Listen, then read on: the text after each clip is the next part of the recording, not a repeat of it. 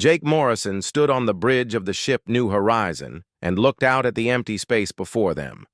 3 years they had traveled through the dark between stars, following the map given to them by the aliens who called themselves the Galactic Council.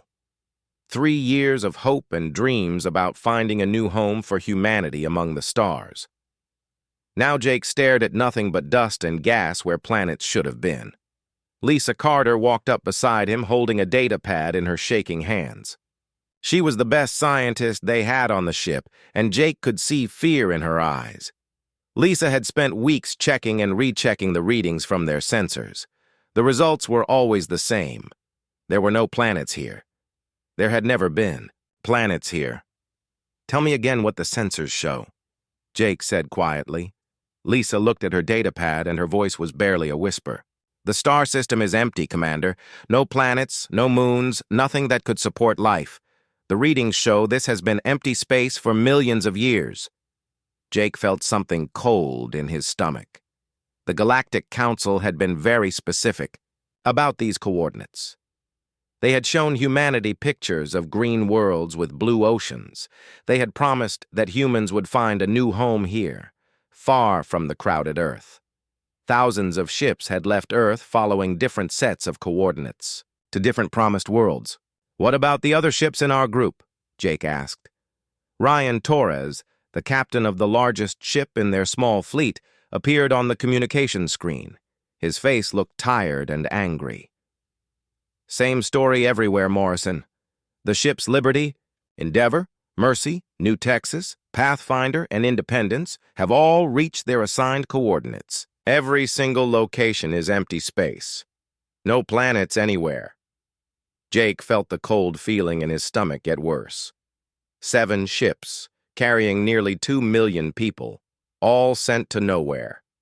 All sent to die slowly in the empty dark between stars. Lisa was working at her computer station when suddenly she made a sound like someone had hit her.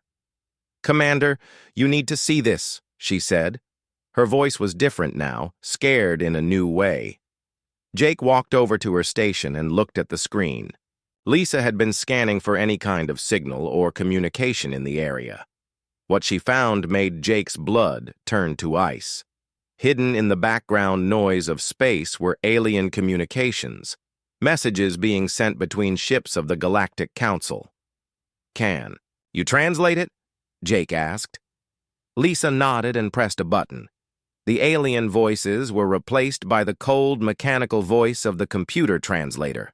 The words that came out changed everything. "The human disposal operation proceeds as planned. Colony Fleet Group 7 has reached the designated void sector. No distress signals detected. Estimated survival time for remaining human ships is 18 months before resource depletion. The human problem will resolve itself without direct intervention." Jake grabbed the edge of the console to keep from falling. The alien voice continued. "The Council congratulates the Intelligence Division on the successful deception campaign. Fabricated star charts and false planetary data have successfully redirected all human expansion efforts to uninhabitable void sectors. Earth population reduction proceeding at optimal rates. Human extinction timeline remains on schedule." The bridge went completely silent except for the hum of the ship's engines. Jake looked around at his crew and saw his own shock and horror, reflected in their faces. They had been betrayed. Humanity had been betrayed. The truth hit Jake like a physical blow. The Galactic Council had never intended to help humanity find new homes among the stars. They had lied about everything. The beautiful planets in their presentations did not exist. The coordinates they had given to human ships led to empty space. The Council wanted humanity to die quietly in the dark where no one would ever find them. Lisa found more communications and the translator kept speaking. "Species evaluation complete. Humans demonstrate excessive aggression and unpredictable innovation patterns. Risk assessment indicates potential threat to galactic stability, if allowed to establish permanent colonies. Recommendation: maintain deception protocols until natural extinction occurs." Jake felt anger rising inside him, hot and fierce. The aliens thought humans were too dangerous to exist, too aggressive, too unpredictable. So instead of fighting humanity directly, they had chosen to lie. They sent human ships into the void to die slowly, ship by ship, until there were none left. Ryan Torres appeared on the communication screen again. "Morrison, are you getting these transmissions?" "We're getting them," Jake said. His voice sounded strange to his own ears. "What are your orders, Commander?" Jake looked out at the empty space again, then at his crew, then at the faces of the other ship captains appearing on screens around the bridge. 2 million human souls, abandoned in the dark, expected to die quietly while the aliens waited for the news that humanity was extinct. Jake Morrison had never been good at doing what other people expected. He looked directly into the communication. "Cameras, so all the other ships could see his face. The Galactic Council wanted us to die out here in the dark," he said. His voice was getting stronger. "They thought we would just give up and fade away like good little humans. They were wrong." Jake could see something changing in the faces on the screens around him. The shock was still there, but something else was growing behind it, something the aliens had been right to fear. "We're not going to die quietly," Jake continued. "We're going to light up this entire galaxy." Kate Phillips watched the news spread through the ship like fire through dry grass. She was an engineer, and she understood how things worked, how they broke, and how to fix them. But she had never seen anything break people the way this news was breaking her crewmates. Some were crying, others were shouting, and many just sat staring at nothing with empty eyes. The communication screens throughout the ship showed the same scene happening on all 7 ships. People learning that everything they had believed was a lie. That they had been sent here to die. That the aliens who had seemed so helpful had actually been planning humanity's extinction. Kate found herself thinking about her little sister back on Earth. Mary was only 16 and had been so excited about Kate's journey to the stars. Kate had promised to send pictures of alien sunsets and strange new worlds. Now she realized that Mary might be getting on a colony ship herself soon, following the same lies that had brought Kate here to die. Peter Blake appeared on the main communication screen. He was the admiral in charge of the Liberty, the biggest ship in their group. His voice was calm, but Kate could see the anger in his eyes. "All ship captains and senior officers report to emergency council meeting in 1 hour," Blake announced. "We need to decide what humanity does next." Kate was not a senior officer, but she was the best engineer in the fleet, so Captain Morrison brought her to the meeting. The holographic conference room filled with the faces of people from all 7 ships. Everyone looked like they had been hit by something heavy. "Options," Admiral Blake said simply. Captain Torres spoke first. "We could try to get back to Earth. Warn them about what's happening." "With what fuel?" asked Captain Green from the medical ship Mercy. "We used most of our resources getting here. The journey back would take 5 years, maybe 6. We would run out of everything long before we made it home." "What about trying to contact other alien species?" suggested Captain Williams from New Texas. "Maybe not all aliens are part of this council thing." Alex Murphy, the physicist from the research ship Endeavour, shook his head. "The communications we intercepted suggest the Galactic Council controls this entire region of space. Any aliens we contact are probably either part of the Council or too afraid to help us." Kate listened to the debate and felt frustrated. Everyone was talking about running away or hiding or asking for help. Nobody was talking about fighting back. She thought about her sister Mary again and felt anger start to burn in her chest. "What if we do not run?" Kate said suddenly. The room went quiet, and everyone looked at her. Kate was not used to being the center of attention, but she kept talking. "They sent us here to die quietly. What if we do not die quietly? What if we make noise? What if we fight back?" "Fight back with what?" asked Captain Torres. "They have entire fleets. We have 7 ships. They have fleets designed to fight people who follow rules," Kate said. "People who do what they are supposed to do. Has anyone here actually looked at where they sent us?" Alex Murphy pulled up a star chart on his screen. It is just empty space. Some gas clouds, some radiation, nothing special. Kate smiled for the first time since hearing the alien communications. Dr. Murphy, you are the smartest physicist I know, but you are looking at this all wrong. You are seeing empty space. I see raw materials. She pointed at the display. Those gas clouds contain every element we need. That radiation means there was something here once, something big, something that got destroyed. Nancy Green from the medical ship was studying her own sensors. Kate might be right. I am picking up some strange readings from the center of the nebula. Metal fragments, complex carbon compounds, things that do not occur naturally. Kate felt excitement start to replace her anger. What if they did not just send us here to die? What if they sent us here because this is where they killed someone else? Someone who was too dangerous, too unpredictable, just like us? Alex Murphy was working at his computer, running new scans of the area. His eyes went wide. The metal fragments are not random. They follow patterns. These are not natural formations. What kind of patterns? Admiral Blake asked. The kind you get when something really big gets blown apart, Alex said. Something artificial. Something built. Captain Morrison was studying the data from his own ship. The radiation signatures are wrong for a natural stellar event. This looks more like weapons fire. Really advanced weapons fire. Kate felt her heart start to beat faster. They sent us to a graveyard. The graveyard of whatever species they killed before us. The room was quiet again, but it was a different kind of quiet. Kate could see the same idea forming in everyone's mind. If there was a graveyard here, there might be things worth finding, things worth learning from.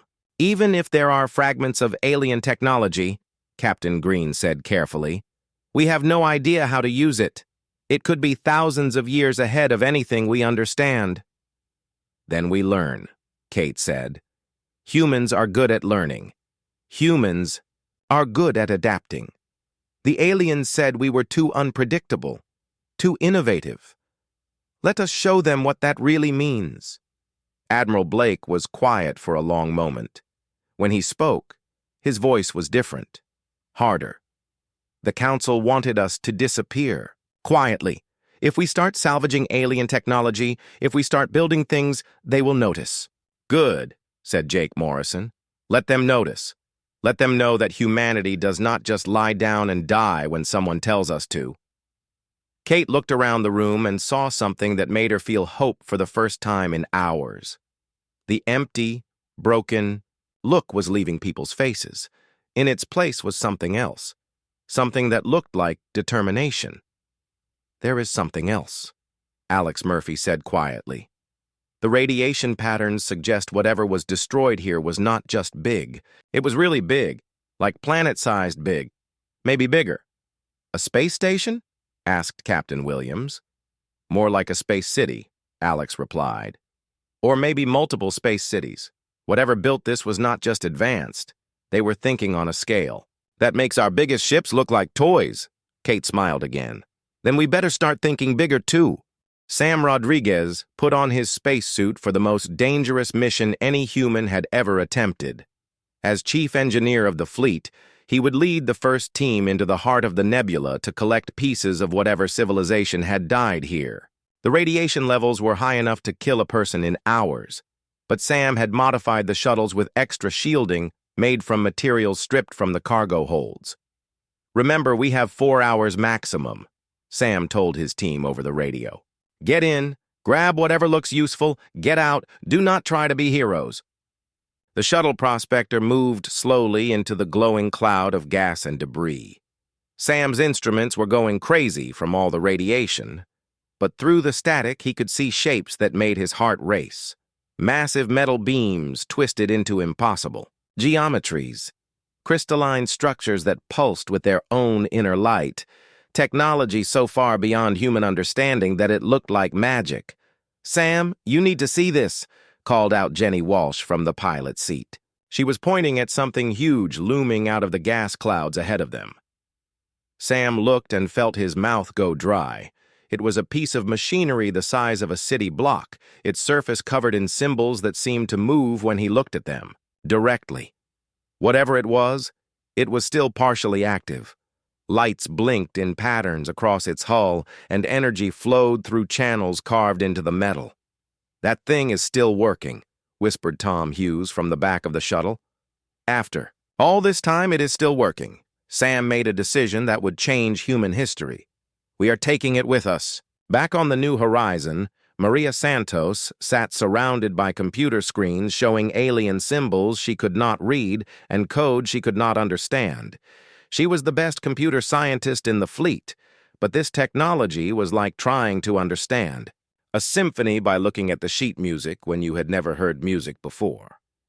The device Sam's team had brought back was responding to their computers, but not in any way that made sense.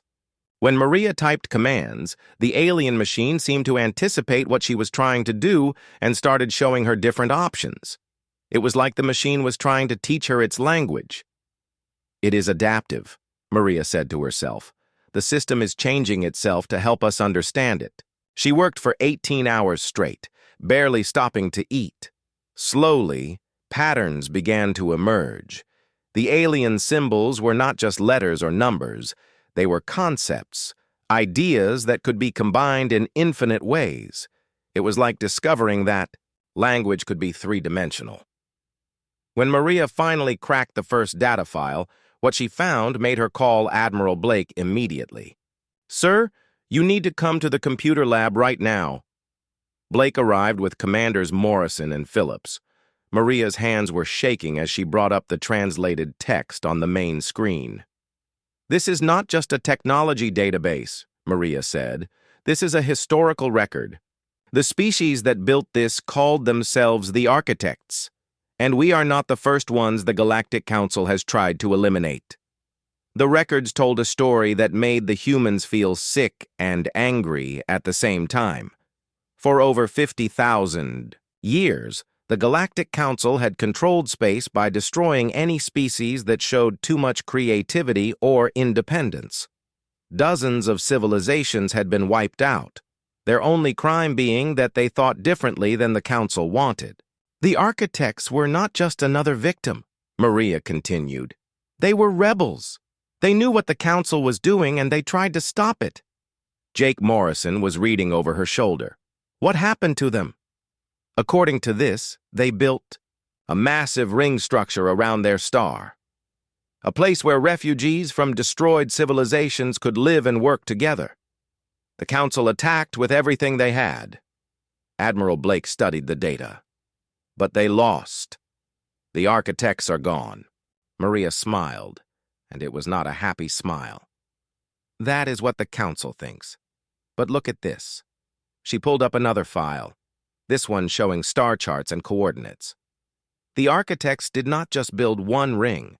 They built dozens of them, scattered across the galaxy in places the Council would never look. Hidden bases where survivors could rebuild and plan." Kate Phillips was studying the technical specifications. "These manufacturing systems, they are still functional?" "Not just functional," Maria said. "They are waiting. The whole network is designed to activate when it detects a new species being persecuted by the Council. It has been waiting for someone like us." Tony Williams had joined them in the computer lab.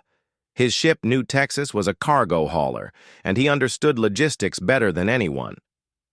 "What kind of manufacturing capacity are we talking about?" Maria brought up another screen full of numbers that made everyone stare. "The production facilities in this sector alone could build a fleet bigger than anything the Council has. But that is not the best part." She switched to a new display showing the asteroid fields around them. "Half of these asteroids are not rocks.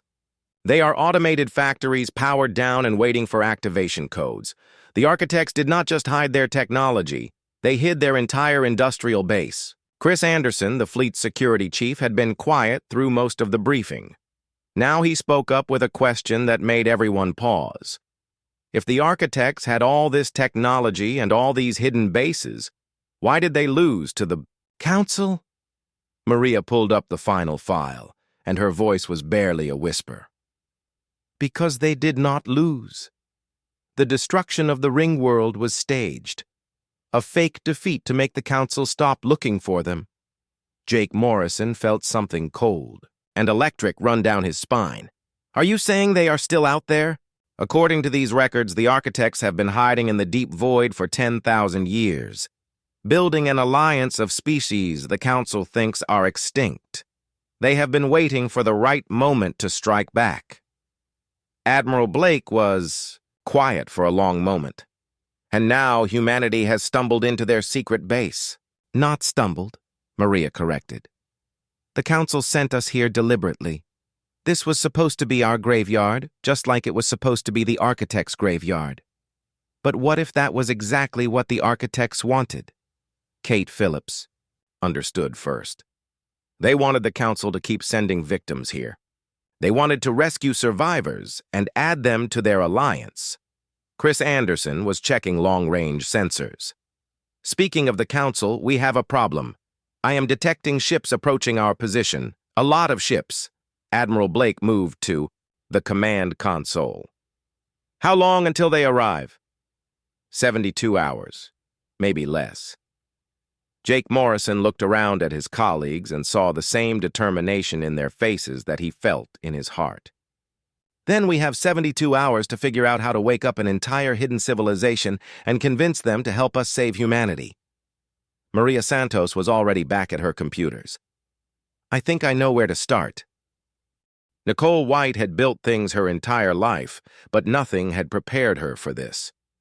The construction project taking shape around the human fleet was unlike anything that had ever existed. Using architect blueprints and human determination, they were building a mobile city that could travel between stars without needing planets or permission from anyone. The work had begun the moment Maria Santos activated the hidden manufacturing systems. Dozens of asteroid-sized factories came online, their ancient machinery humming with power that had been sleeping for millennia. The architect technology was so advanced that it could transform raw matter into anything the builders could imagine. Status. Report, Nicole called out as she floated through the construction zone in her work suit. Structural framework is 60% complete, reported her assistant Ben Carter over the radio. The living sections are growing faster than we expected. This architect biotechnology is incredible. Nicole looked at the growing structure and felt a mixture of pride and amazement. What had started as 7 separate human ships was becoming something new. The architect machines were literally growing new sections of the station around the existing human vessels, creating a hybrid of human engineering and alien technology. Ben Foster was working on something equally important in the weapons research section. The architect defensive systems were beyond anything humans had imagined possible. Instead of building bigger guns, the ancient aliens had created adaptive weapons that could change their function based on what they were fighting. The targeting. Systems are almost intelligent, Ben explained to Admiral Blake during their daily briefing. They do not just shoot at enemy ships. They analyze the enemy technology and adapt to counter it. If the enemy has strong shields, the weapons become shield penetrators. If the enemy has fast ships, the weapons become pursuit systems. How long until we have a working defense grid? Blake asked. The systems are already working, Ben replied. The question is whether we can understand them well enough to control them. Right now, the weapons are programmed to defend against Galactic Council technology. They should activate automatically if Council ships attack us. Lisa Mitchell was making discoveries that excited her almost as much as the weapons systems. The architect manufacturing technology could produce more than ships and weapons. It could create entire ecosystems, complete with plants and animals designed to thrive in space-based environments. We do not need to find planets anymore, Lisa told the assembled engineers. We can create our own environments anywhere we want. The architects designed organisms that can live in zero gravity, that can process any kind of waste into food and oxygen, that can even survive in hard vacuum for short periods. She gestured to the growing gardens visible through the observation windows. These plants are not just providing air and food. They are alive in ways our Earth plants never could be. They can communicate with each other, share resources, even repair damage to their environment. But even as the new station grew around them, trouble was approaching. Helen Ward, commanding the scout ship Pathfinder, had been monitoring the incoming Galactic Council fleet. What she discovered made everyone's blood run cold. "They are not coming to destroy us," Helen reported during the emergency meeting. "They are coming to study us."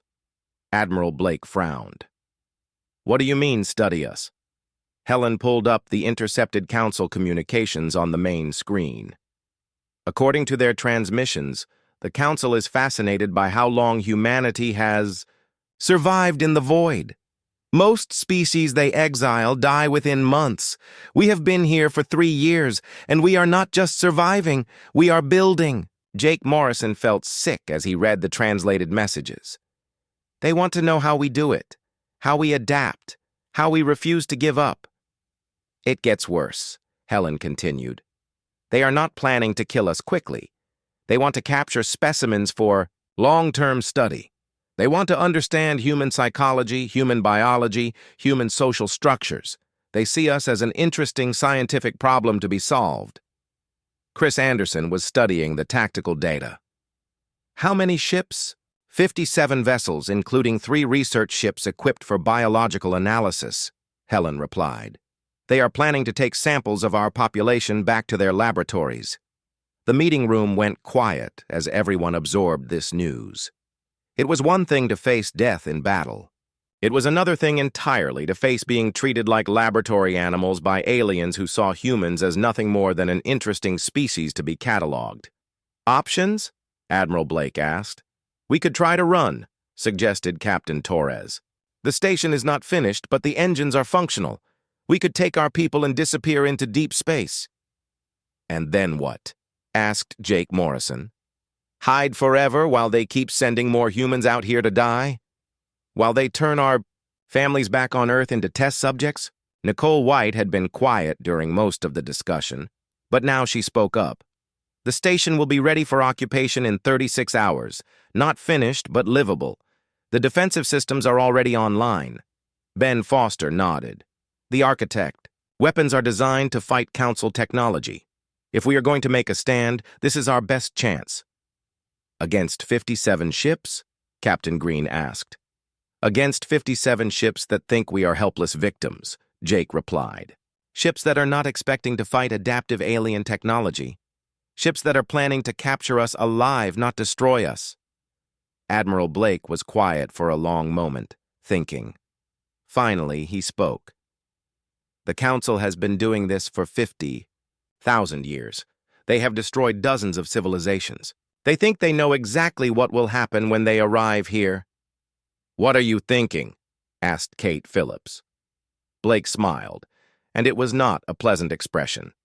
"I am thinking it is time to show them that humans do not follow anyone else's script."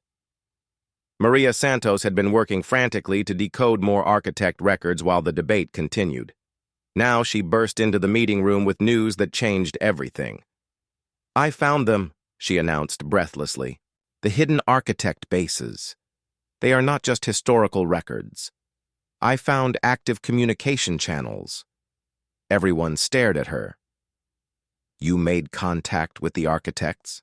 Admiral Blake asked. "Better than that," Maria said. "I sent them our situation, report, and a request for assistance. They responded immediately." She activated her portable display and showed them a star chart with dozens of highlighted locations. "The Architect Alliance is bigger than we thought. There are 67 different species in their network, all thought extinct by the Council. And they have been waiting for this moment for 10,000 years. Jake Morrison studied the display. "They are coming here?" "They are already on their way," Maria said. "The closest base is only 18 hours away, but that is not the best part." She switched to a new display showing communication logs. "The architects have been watching human space for months.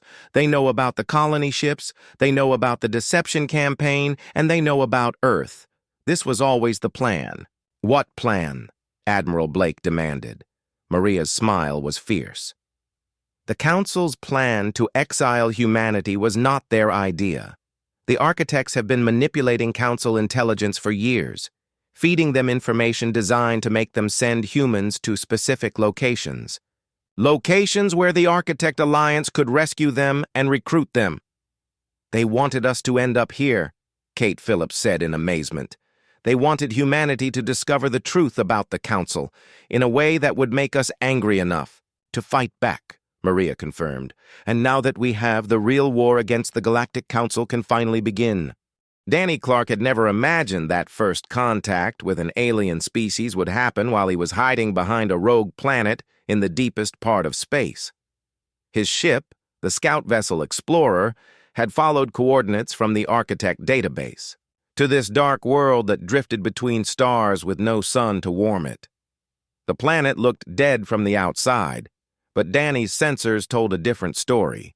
Deep beneath the frozen surface, massive cities thrived in caverns heated by the planet's core. This was where the architects had been hiding for 10,000 years, and Danny was about to meet them face to face. "Are you sure about this, Captain Clark?" asked his pilot, Kevin Shaw. "We do not know anything about these aliens except that they are supposedly on our side." "We do not have much choice," Danny replied. "The Council fleet will be here in 6 hours. If the architects are going to help us, we need to convince them now." The landing bay that opened in the planet's surface was huge enough to hold Danny's entire ship.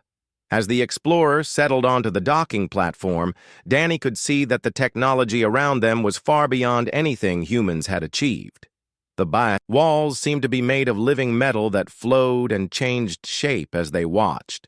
Amy Johnson, the xenobiologist on Danny's team, was studying the readings from her instruments. "The atmosphere is breathable for humans," she reported. "Temperature is comfortable. They have prepared this place for our arrival." When the airlock opened, Danny got his first look at the architects. They were nothing like what he had expected. Instead of towering warriors or ancient wise beings, the architects were small and delicate, barely reaching Danny's chest. Their skin was pale and seemed to glow with its own soft light. Their eyes were large and dark, holding an intelligence that made Danny feel like a child. The leader of the architects did not speak with words. Instead, complex mathematical patterns appeared on screens around the landing bay. Danny's translation computer worked frantically to convert the equations into language humans could understand. "Welcome, children of Earth," the translation said. "We have waited long for your arrival." Danny stepped forward, trying to look more confident than he felt. "We need your help. The Galactic Council is coming to destroy us." More equations flowed across the screens. "The Council comes not to destroy, but to study and enslave. This we know. This we have prepared for." Amy Johnson was scanning the chamber with her instruments. What she found made her gasp. "Captain, there are thousands of different life signs in this facility, maybe hundreds of thousands." The architect leader seemed to understand her amazement. "We are not alone here, young humans. Come, see the truth of what the Council has tried to destroy." They were led through corridors that stretched for miles beneath the planet's surface. Along the way, Danny and his team saw wonders that took their breath away. Entire cities built inside massive caverns, their buildings growing like living things from the rock itself. Gardens filled with plants from dozens of different worlds, all thriving together in carefully balanced ecosystems. But it was the people that amazed Danny the most. Everywhere they looked, they saw aliens of every shape and size imaginable. Tall beings that looked like walking crystals. Small furry creatures with 6 arms and musical voices. Things that were barely solid, flowing like liquid mercury through specially designed corridors. "How many species are represented here?" Amy asked in wonder. The mathematical display showed numbers that made Danny's head spin. 67 species from across the galaxy, all declared extinct by the Council, all rescued by the Architect Network over the past 10,000 years. They were brought to a vast central chamber where representatives from all the hidden species had gathered. Danny found himself at the center of the most important diplomatic meeting in human history, and he had no idea what to say. The architect leader's equations appeared on screens around the chamber. The humans ask for our aid against the council. This aid we are prepared to give, but first, they must choose. Choose what? Danny asked. Choose between safety and justice. We can offer the humans sanctuary here in the hidden worlds. Earth's children can live in peace, away from the council's reach. But Earth itself will remain under council control, and other human ships will continue to be sent into the void to die. Danny felt his heart sink. They were being offered everything humanity needed to survive, but at the cost of abandoning everyone, still on Earth. Joe Parker, Danny's security chief, spoke up angrily. So we save ourselves and let the rest of humanity die? That is not a choice. That is cowardice.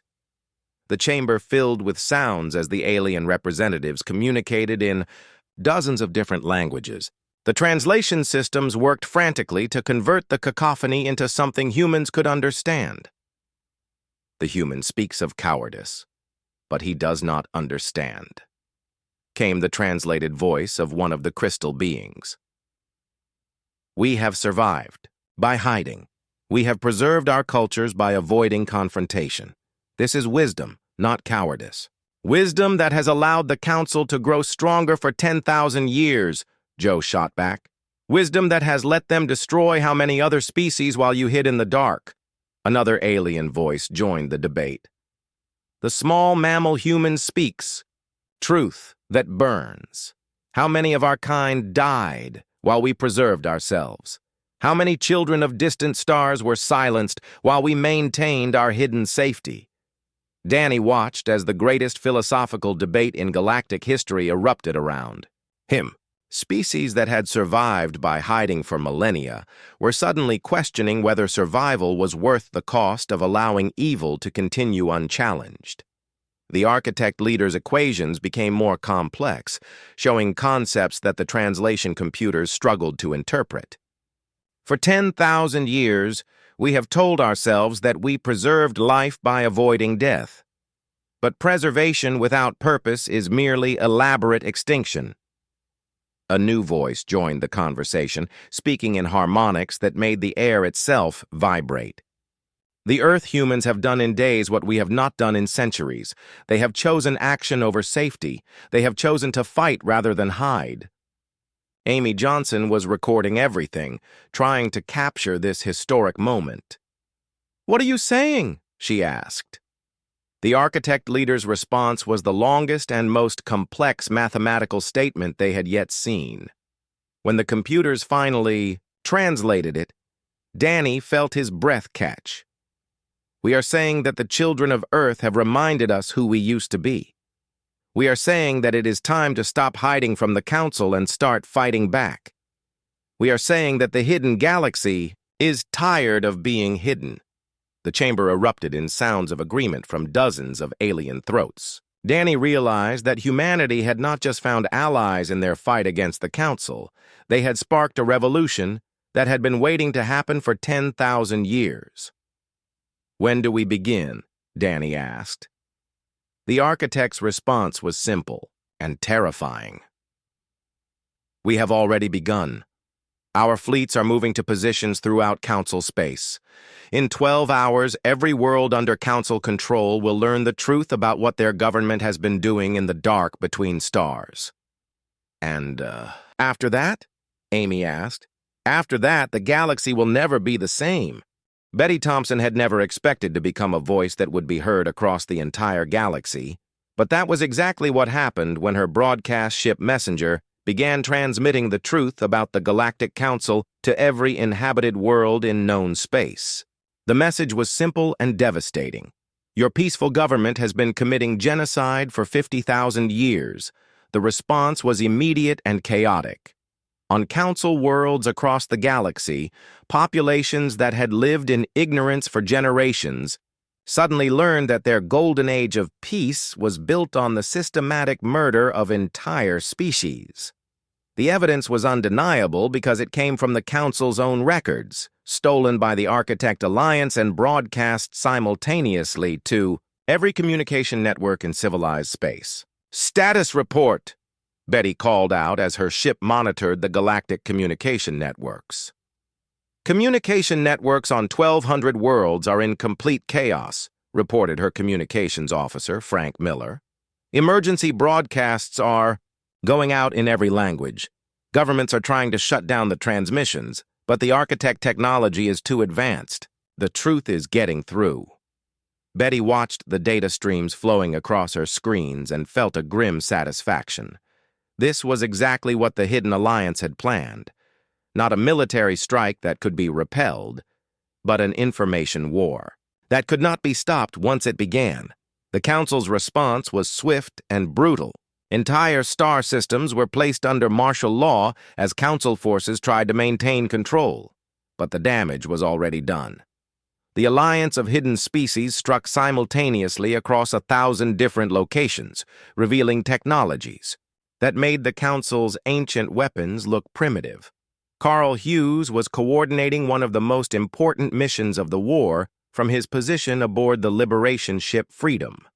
His target was not a military installation, but something far more valuable, the prison worlds where the Council had been keeping members of supposedly extinct species as living museum exhibits. Approaching Prison World Designation 447, reported his pilot, Grace Adams.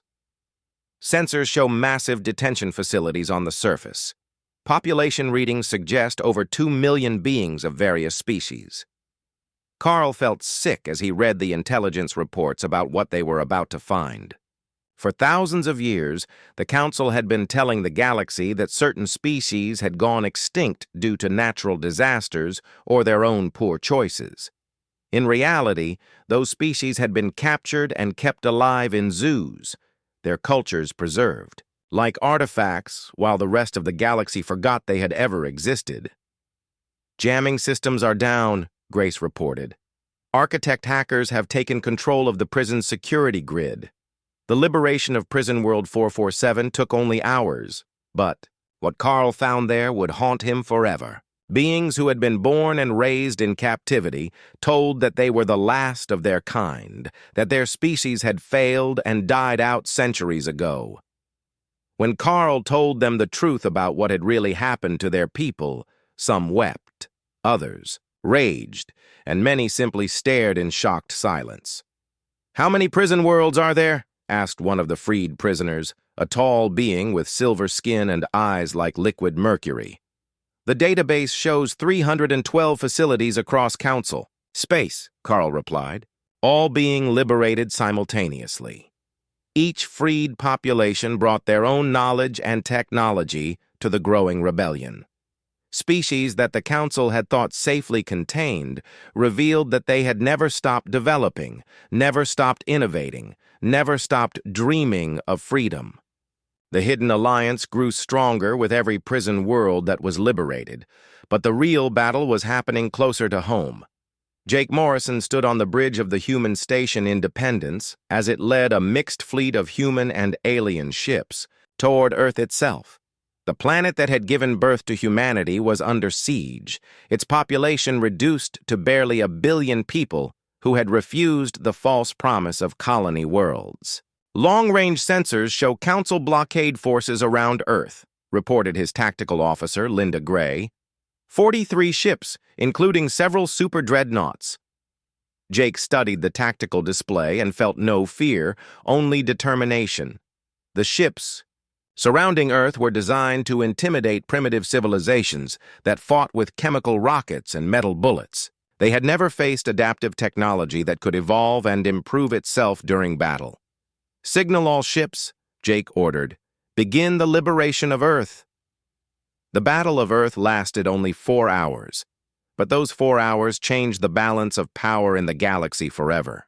Council ships that had dominated space for millennia found themselves helpless against weapons that adapted faster than their defensive systems could compensate.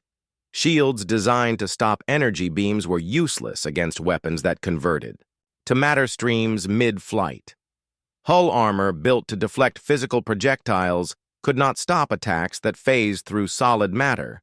But the most devastating weapon the Alliance used was not technological at all. It was moral.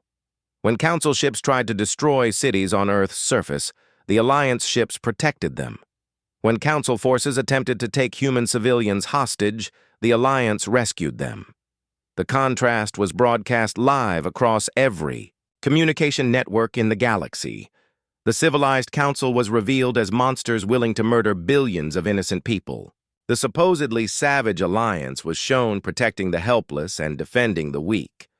Public opinion across Council space turned decisively against their own government. Within days, Council species were surrendering rather than fighting. Some fled to the outer rim of the galaxy, but most chose to join the growing coalition of free worlds that was emerging from the ashes of the old order. Jake Morrison found himself in a position he had never wanted and never expected. Admiral of the Free Fleet, the military force of a new kind of galactic civilization. He stood on the observation deck of the rebuilt International Space Station, watching as the first Galactic Congress of Free Worlds convened in Earth orbit. Representatives from hundreds of species filled the assembly hall. Many of them were meeting, face-to-face for the first time in thousands of years, their species having been thought extinct for so long that their names had become legends. Now they were alive, free, and working together to build something better than what the Council had destroyed. Status report on the integration protocols? Jake asked his aide, Commander Susan White. Better than expected, sir, Susan replied. The architect educational systems are helping Council species adapt to the new governmental structure. Most populations are embracing the change once they understand what their old government was really doing. Jake nodded and turned back to watch the assembly. The debate was intense but respectful, with species that had been enemies for millennia, working together to write the charter of a new galactic community. The principles were simple. No species would ever again face extinction for daring to be different. No government would ever again have the power to decide which civilizations deserved to exist, and innovation would be celebrated rather than feared. Admiral Morrison, called out Dr. Lisa Carter, approaching with a data pad in her hands. I thought you might want to see the latest population reports. Jake took the pad and smiled at what he read. Earth's population was growing again for the first time in decades. The colony ships that had been sent to die in the void were being rescued and brought home. Humans who had thought they were exiled forever were reunited with families they had never expected to see again. There is something else, Lisa continued. The architect historical records show that this has happened before. Not exactly like this, but similar. Every 50,000 years or so, some species emerges that refuses to accept the established order. They fight back, they win, they create something better, then eventually they become the establishment themselves, and the cycle begins again. Jake considered this soberly. Are you saying we are just going to become the next Galactic Council? I am saying that freedom is not a destination, Lisa replied. It is a choice that every generation has to make for themselves. Our children will have to decide whether to keep the universe we gave them or whether to build something even better. Jake looked out at the ships from 1,000 worlds orbiting Earth and thought about the words that were now inscribed on every vessel in the Free Fleet. We came from the void not as conquerors, but as liberators. The universe tried to make us extinct. Instead, we made it free. The galaxy would never be the same, and that was exactly what humanity had intended. They had been betrayed by the universe as they knew it, so they had built a new universe based on the values they believed in. A universe where no one would ever again have to choose between conformity and extinction. A universe where being different was not a crime, but a gift to be celebrated and shared.